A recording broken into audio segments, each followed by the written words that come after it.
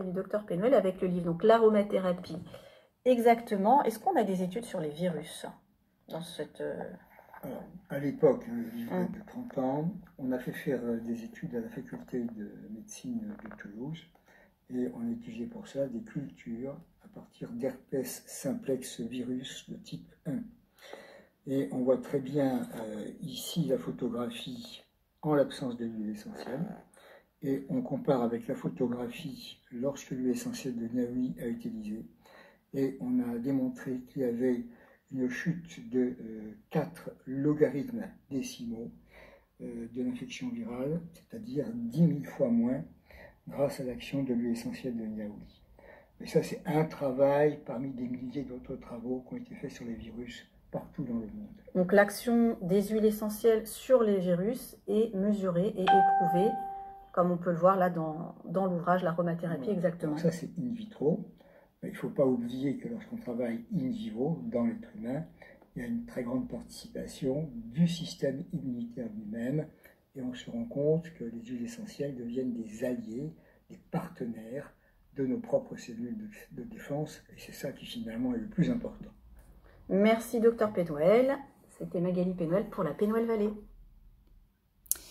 Donc c'est extrêmement intéressant, cette petite vidéo, j'ai été la récupérer. Donc quand on vous pose la question, mais l'activité antivirale des huiles essentielles n'est pas prouvée, bien sûr qu'elle est prouvée, non seulement elle est prouvée, mais elle est mesurée. Donc je vous invite à récupérer le livre l'aromathérapie exactement, qui pose les fondements de l'aromathérapie scientifique et médicale, qui a été écrit par Monsieur Franco, mais le docteur Daniel Pénuel. Donc quand on vous demande l'activité, est-ce qu'on peut mesurer l'activité antivirale des huiles essentielles, la réponse elle est oui, simplement, eh bien, il faut un petit peu se former, s'informer, et puis aller voir eh bien, des ouvrages de référence. Donc là, on vous parlait d'analyser, on faisait des tests in vitro, et je pense que cet élément-là de réponse, il n'est pas, c'est compliqué d'aller contre cet élément de réponse.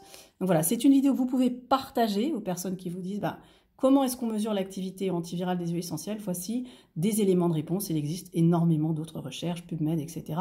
Je vous invite vraiment à aller vers des ouvrages de spécialistes parce que c'est des choses que l'on sait faire depuis plus de 30 ans.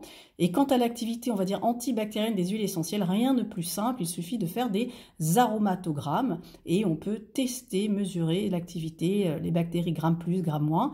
Vous avez 4 croix, c'est très actif, 2 croix un peu moins, et vous avez ensuite juste une croix, eh bien c'est pas très actif. Donc oui, on mesure l'activité antivirale et antibactérienne des huiles essentielles sont prouvées et mesurées.